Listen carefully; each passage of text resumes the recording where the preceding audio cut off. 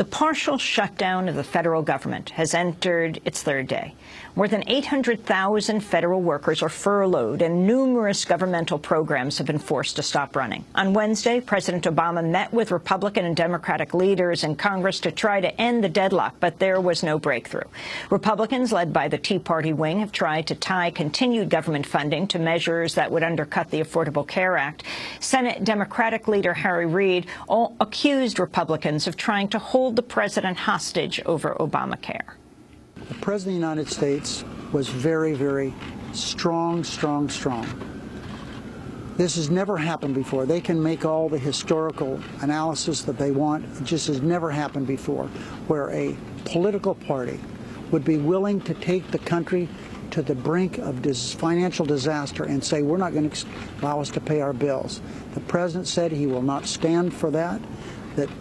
And we said, we'll be happy to work. I said, happy to work with you, Mr. Speaker, on a way out of this. But we are where we are.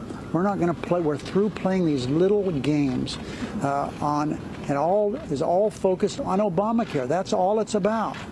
After leaving the meeting with President Obama, House Speaker John Boehner accused the White House and Senate Democrats of refusing to negotiate. All we're asking for here is a discussion and fairness for the American people under Obamacare. I would hope that the President and my Democrat colleagues in the Senate would listen to the American people and sit down and have a serious discussion about resolving these differences. President Obama sat down Wednesday for an interview with CNBC. Until we make sure that Congress allows Treasury to pay for things that Congress itself already authorized, we are not going to engage in a series of negotiations. And the reason, John, is very simple. If we get in a habit where a few folks, an extremist wing of one party, whether it's Democrat or Republican, are allowed to extort concessions based on a threat of undermining the full faith and credit of the United States, then any president who comes after me, not just me, will find themselves unable to govern effectively, and that is not something that I'm going to allow to happen. The federal government shutdown began on Tuesday, October 1st. The same day, a key facet of President Obama's health care law went live nationwide. For the first time, Americans were able to begin purchasing health insurance from federal and state exchanges. Nearly 3 million people visited the federal website healthcare.gov, while New York state site claimed it had more than 10 million hits. Meanwhile, the New York Times reports the new health care law will leave out 2/3 of the nation's poor blacks and single mothers and more than half of the nation's low-wage workers who don't have insurance. That's because they live in states largely controlled by Republicans who have declined to participate in a vast expansion of Medicaid. To talk more about the federal government shutdown and the launching of the health care exchanges, we're joined by two guests. Samara Jones is the economic justice contributor for colorlines.com, served in the Clinton White House where he worked on international trade policy. And Trudy Luberman is with us, contributing editor to Columbia Journalism Review, blogs on healthcare at cjr.org, and has reported extensively on the Affordable Care Act. Amara, let's begin with you. The disparate effect of this government crackdown, of the government shutdown. It's pretty far and wide, whether we're talking about education or nutrition programs or housing programs or the processing of immigration, visas, and citizenship. It's a pretty wide shutdown. And one of the most interesting things is that the way that this is often covered is frustrating because it makes it appear as if it's a Washington game, but for most Americans, this is about as real as it gets. And the longer it goes on, it's going to become even more so, and particularly as we begin to push up against the debt limit. And so this is serious, it's painful, it comes on top of the dramatic cuts of sequestration, and it's going to be too much for many people to bear. I just heard, spoke to someone last night who said that she personally knew, she works with in the New York City public schools and works with poor children, and had heard yesterday of mothers with young children, excuse me, who had gone to WIC sites and WIC programs in New York that were out of food. And that's on day 2 of sequestration. And of course, on the first day, 19,000 kids were kicked out of Head Start. And so this is dramatic, it's painful, it's real, it's not a game. So talk more specifically about who this affects.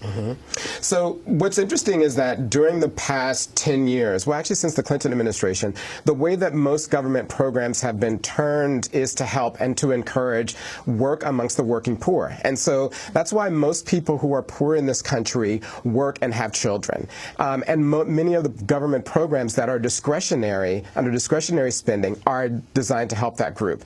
And so that is the nutrition program of WIC that I spoke about. Head Start, which is what poor parents and particularly working poor parents use to help give their kids an equal footing with everyone else, that is on the back foot.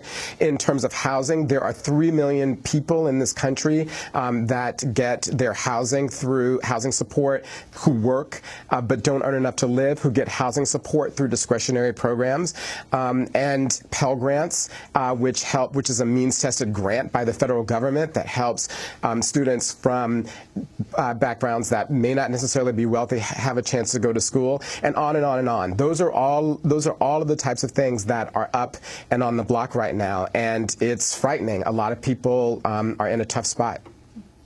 Furloughed federal workers handed out shutdown guides to tourists in Washington, D.C. on Wednesday. The guides listed which monuments and museums are open and which are closed during the government shutdown.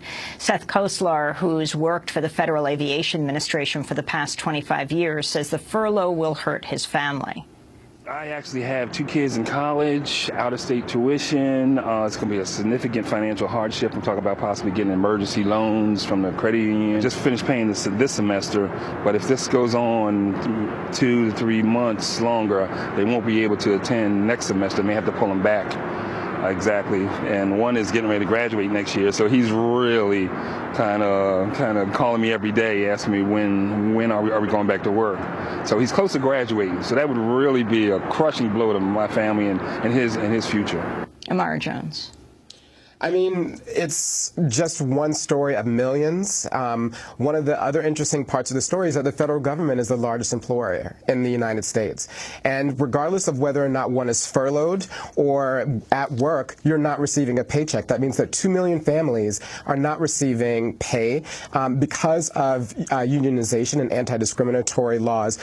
People of color are overrepresented in government jobs. That's true for the federal government. There are more people of color in the federal workforce as a whole than the broader workforce. And so what this means is that the employment crisis in communities of color, the economic crisis in communities of color, is accentuated and exacerbated and extended by this shutdown. And then